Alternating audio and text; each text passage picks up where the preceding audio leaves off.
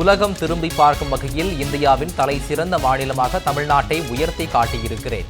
தமது 73வது பிறந்தநாளை ஒட்டி வெளியிட்ட சமூக வலைதள பதிவில் முதலமைச்சர் மு.க.ஸ்டாலின் பெருமிதம். கோடிக்கணக்கான தமிழ்நாட்டு மக்கள் உள்ளத்திலும் இல்லத்திலும் போய் சேர்ந்துள்ளது திராவிட மாடல் ஆட்சியின் திட்டங்களும் சாதனைகளும் என்றும் மகிழ்ச்சி தெரிவிப்பு.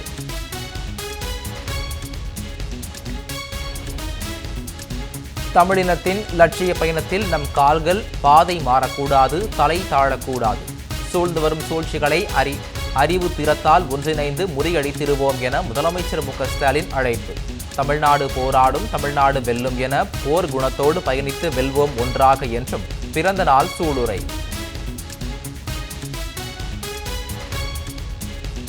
முதலமைச்சர் மு.க.ஸ்டாலினின் பிறந்தநாளை ஒட்டி விழாக்கோலம் பூண்டது சென்னை அண்ணா அறிவாலயம். தொண்டர்களுடன் இணைந்து பிரம்மாண்ட கேக் வெட்டி கொண்டாட்டம்.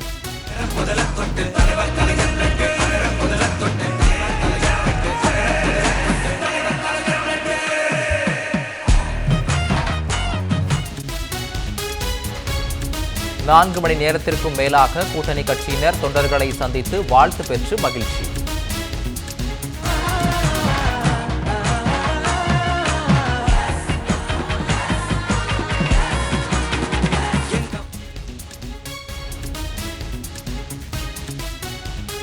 எல்லோருக்கும் எல்லாம் அனைவருக்குமான முதல்வர் திராவிட மாடல் நாயகரின் 73வது பிறந்தநாள் விழா கோலாகல கொண்டாட்டம்.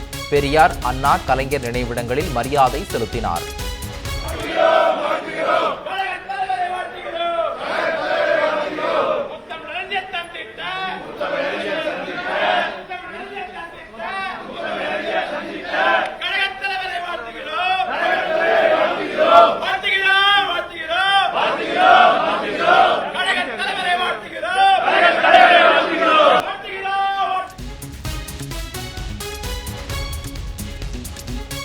சென்னை அண்ணா அறிவாலயத்திற்கு ஆயிரக்கணக்கான மகளிர் திரண்டு வந்து முதலமைச்சருக்கு வாழ்த்து மழை. தமிழ்நாடு அரசின் மகத்தான திட்டங்களால் பயனடைந்திருப்பதாக பெண்கள் மகிழ்ச்சி.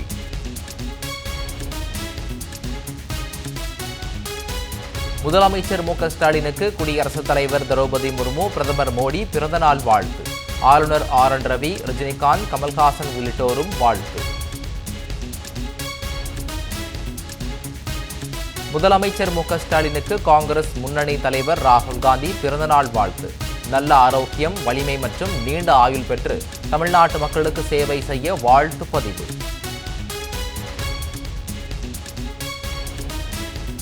முதலமைச்சர் மு.க.ஸ்டாலினுக்கு கூட்டணி கட்சிகளின் தலைவர்கள் மற்றும் நிர்வாகிகள் நேரில் பிறந்தநாள் வாழ்த்து. திராவிட மாடல் 2.0 ஆட்சி நிச்சயம் மலரும் என உறுதி. அண்ணா அறிவாலயத்திற்கு வெளியே திரண்டிருந்த ஆயிரக்கணக்கான தொண்டர்களை சந்தித்தார் முதலமைச்சர் மு.க.ஸ்டாலின்.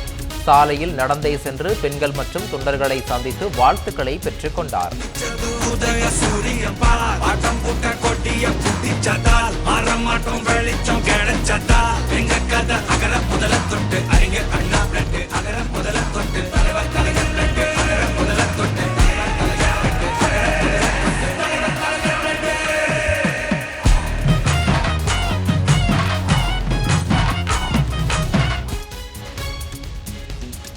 முதலமைச்சரே நடந்து வந்து தங்களை சந்தித்ததால் மக்கள் மகிழ்ச்சி. அமெரிக்கா, ஈரான் போர் காரணமாக மத்திய கிழக்கு நாடுகளுக்கு இயக்கப்படும் அனைத்து விமான சேவைகளும் ரத்து. சென்னையில் இருந்து துபாய், அபுதாபி உள்ளிட்ட இடங்களுக்கு செல்லும் 33 விமான சேவைகள் ரத்து. போர் மேகங்கள் சூழ்ந்துள்ள வளைகுடா நாடுகளில் வசித்து வரும் தமிழர்களுக்கு உதவி புரிவதற்காக தமிழ்நாடு அரசு சார்பில் உதவி எண்கள் அறிவிப்பு. தமிழர்களுடன் தொடர்ந்து தொடர்பில் இருந்து நிலைமையை கண்காணித்து வருகிறோம் என்று முதலமைச்சர் மு.க.ஸ்டாலின் தகவல். தமிழ்நாடு முழுவதும் உள்ள அரசு பள்ளிகளில் நாளை முதல் மாணவர் சேர்க்கை. 5 வயதுக்கு மேற்பட்ட குழந்தைகளை பள்ளிகளில் சேர்க்க நடவடிக்கை.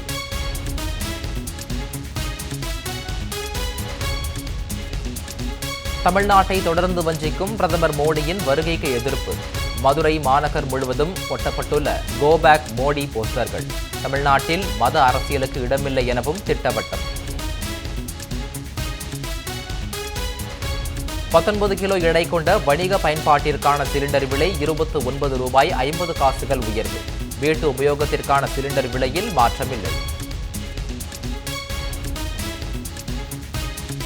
திமுக கூட்டணியில் சட்டமன்ற தேர்தலுக்கான தொகுதி பங்கீடு தீவிரம்.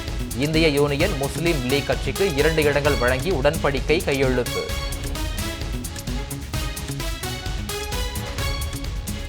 திமுக கூட்டணியில் மனிதநேய மக்கள் கட்சிக்கு 2 இடங்கள் ஒதுக்கீடு. 2 தொகுதிகளிலும் உதயசூரியன் சின்னத்தில் போட்டியிடுவது என உடன்பாடு.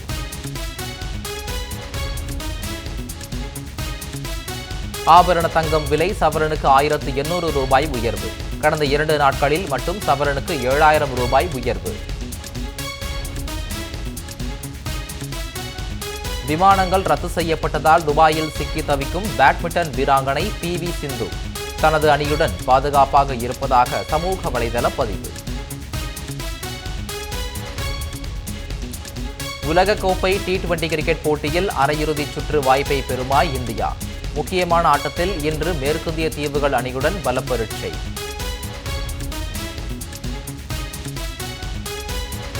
IPL தொடரில் பங்கேற்பதற்காக சென்னை வந்த CSK அணி வீரர்கள். முன்னாள் captain MS Dhoni, captain Ruturaj உள்ளிட்டோருக்கு உற்சாக வரவேற்பு.